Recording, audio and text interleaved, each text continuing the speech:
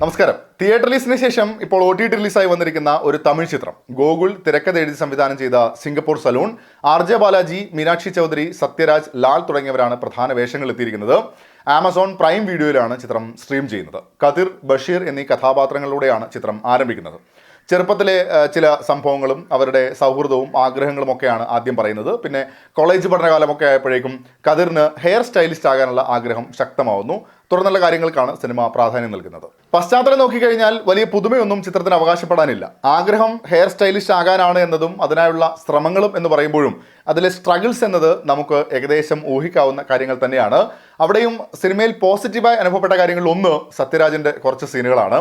മറ്റുള്ളവർക്ക് വേണ്ടി ഒരു രീതിയിലും കാശ് ചിലവാക്കാത്ത, എങ്ങനെ പിശുക്കി ജീവിക്കാം എന്നതിൽ PhD എടുത്ത ആളെന്ന നിലയിലാണ് ആ കഥാപാത്രം വരുന്നത്. അതിൻ്റെ ഭാഗമായുള്ള ചില സീനുകളൊക്കെ സിനിമയിൽ നന്നായി ചിരിക്കാനുള്ളത് തന്നെയായിരുന്നു.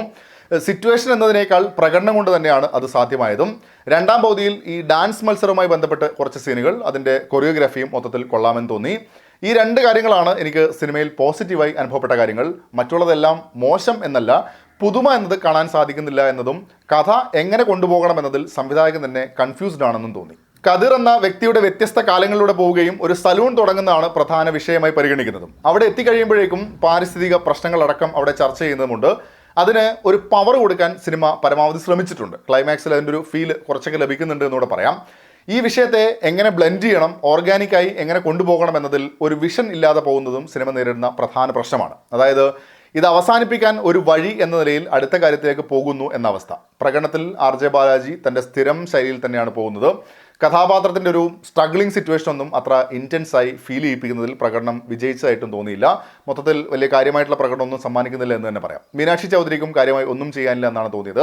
സത്യരാജാണ് ചിത്രത്തിൽ ഏറ്റവും മികച്ച പ്രകടനം കാഴ്ചവെച്ചത്. റോബോ ശങ്കറിൻ്റെ അളിയൻ വേഷവും കോമഡി കൊണ്ടുവരുന്നതിൽ വിജയിക്കുന്നുണ്ട്. ലാൽ ഒരു പ്രധാന വേഷത്തിലെത്തുന്നുണ്ട്. ഫ്ലാഷ് ബാക്ക് സീനുകളൊക്കെ രസകരമായി പോകുന്നതിൽ ലാലിൻ്റെ പ്രകടനം പ്രധാന പങ്ക് വഹിച്ചിട്ടുമുണ്ട്.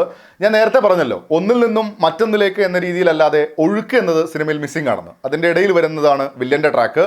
അപ്പോൾ കരുതിയത് ഇനി അതിൻ്റെ പിറകെ കൂടെ പോയി വെറുപ്പിക്കുമെന്നാണ്. പക്ഷെ അതുണ്ടായില്ല. വില്ലൻ തന്നെ പിന്മാറി എന്നാണ് സത്യം. ജോൺ വിജയ് അത് രസമായി തന്നെ ചെയ്തിട്ടുണ്ട്. സിംഗപ്പൂർ സലൂൺ പൂർണ്ണമായി നിരാശപ്പെടുത്തിയ ചിത്രം എന്ന് പറയാൻ സാധിക്കില്ല. തുടക്കത്തിൽ പറഞ്ഞതുപോലെ ഇൻട്രസ്റ്റിംഗ് ആയ കുറച്ച് കാര്യങ്ങൾ സിനിമയിലുണ്ട്. അത് നിൽക്കുന്ന സമയത്തും പൂർണ്ണമായി എൻഗേജ് ചെയ്ത് കൊണ്ടുപോകാൻ സാധിക്കുന്നില്ല എന്നതും പലയിടത്തും ഫോക്കസ് നഷ്ടപ്പെടുന്നു എന്നതും ആസ്വാദനത്തെ കാര്യമായി തന്നെ ബാധിക്കുന്നുണ്ട്. സമയവും സാഹചര്യവും ധാരാളമുണ്ട് എങ്കിൽ വേണമെങ്കിൽ ഒന്ന് പരിഗണിക്കാമെന്ന് മാത്രം. നിങ്ങളും സിനിമ കണ്ടിട്ടുണ്ടെങ്കിൽ അഭിപ്രായങ്ങൾ കമൻറ്റ് ബോക്സിൽ പങ്കുവെക്കുന്നു വരുന്നു. മറ്റൊരു സിനിമയുടെ വിശേഷങ്ങളുമായി നമുക്ക് വീണ്ടും കാണാം. അതുവരേക്കും ടേക്ക് കെയർ, ബൈ ബൈ.